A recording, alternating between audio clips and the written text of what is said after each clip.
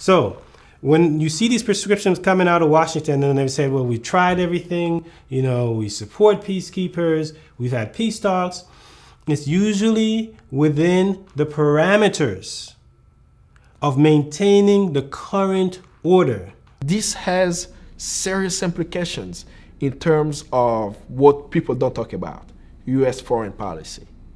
That's where the problem lies. It has something to do with the United States and Great Britain supporting strong men in Africa rather than supporting the people. Now, it's easy to point fingers and to pin the blame of these problems on others. Yes, a colonial map that made little sense helped to breed conflict. The West has often approached Africa as a patron or a source of resources rather than a partner. But the West is not responsible for the destruction of the Zimbabwean economy over the last decade. Wars in which children are enlisted as combatants. But now, Obama, when he went to Ghana, he had a huge speech, that really woke up Africans. He was very harsh. He was almost as a dad telling the kids, you guys need to get your act together. You can't have election here and sprinkle some elections there and call that democracy. That was good for him to say that, saying that, he's demanding that there are some accountability for political leaders in Africa. But he said something that still sticks with me today. He said that America is ready to support strong institutions, but not strong men. Africa doesn't need strong men. It needs strong institutions. As for America and the West, our commitment must be measured by more than just the dollars we spend. I pledge substantial increases in our foreign assistance, which is in Africa's interests and America's interests. But the true sign of success is not whether we are a source of perpetual aid that helps people scrape by. It's whether we are partners in building the capacity for transformational change. So, there are a whole series of things that can be done, keeping in mind that the ultimate solution is going to come from the Congolese people themselves. Our role on the outside is to make sure that we create the space for them to solve and address the challenges that they face. There's a strong desire for democracy in Congo, with leaders poised to start fixing their country. But key to their success is international pressure on Rwanda and Uganda to stop their destructive intervention. President Obama seems to understand this. For years, he has been an advocate for Congo, and as a senator, he co-sponsored a law that outlines a comprehensive strategy for Congo to realize justice.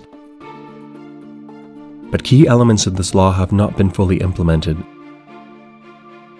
So, President Obama wrote a law to support the Congo, signing into law in 2006 by George Bush, the president then, co-sponsored by the Secretary of State today.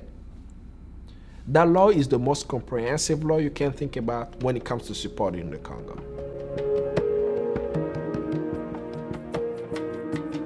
Now we have a law that says that the Secretary of State has the power to withhold aid to any nation deemed to be destabilizing the Congo if she has sufficient evidence that this country is doing so. We have so many evidence on Rwanda and Uganda, and we even have a leaked UN report that all the Secretary of State have to do is read it and say, okay, we are now going to support you. But since 2000, the United States have given Rwanda $1 billion. The leaked UN report is calling this government a genocidal government. Why is the United States supporting a genocidal government? And it doesn't have to be that way.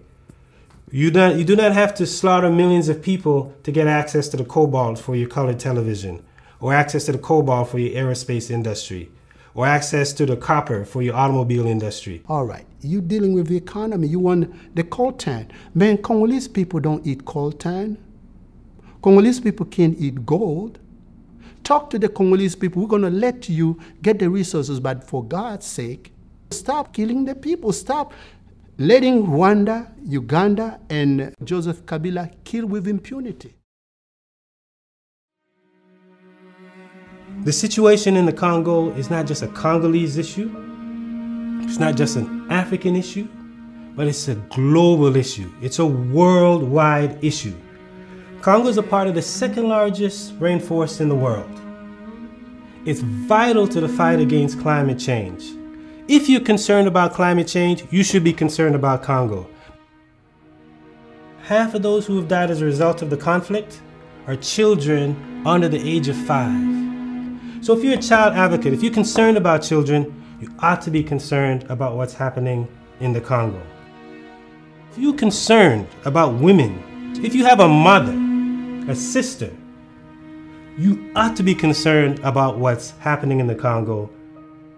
If you drive an automobile, or fly in airplanes, or own a cell phone, as a human being, at the very least, you ought to be concerned.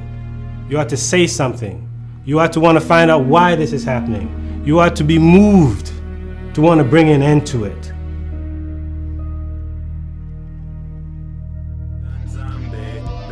Nzambe, apambala biso, benga nzambe, doko bika, benga nzambe, apambala biso,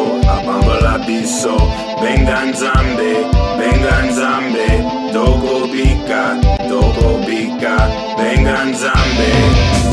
8 out of 10 people in Congo are unemployed and live on 30 cents or less per day. À Kinshasa, 9 filles des rues sur 10 vivent de la prostitution. For Congolese children, the tragedy is endless. Massacred in their villages by machetes or recruited as child soldiers, hundreds of thousands of children are victims, and many have become murderers. So as we look at what's taking place, the quickest way to end the conflict in the Congo is global pressure. We know that we have to do a global education campaign. We want the American president not to look at Congo as a case of charity, but look at it in the prism of justice. Hold accountable all U.S. corporations plundering the resources of the Congo. So we know global pressure works. So what you can do in your community is to get the world leaders in your specific countries to also put global pressure on negative forces against the Congo so that the Congolese people can have a space to live in peace.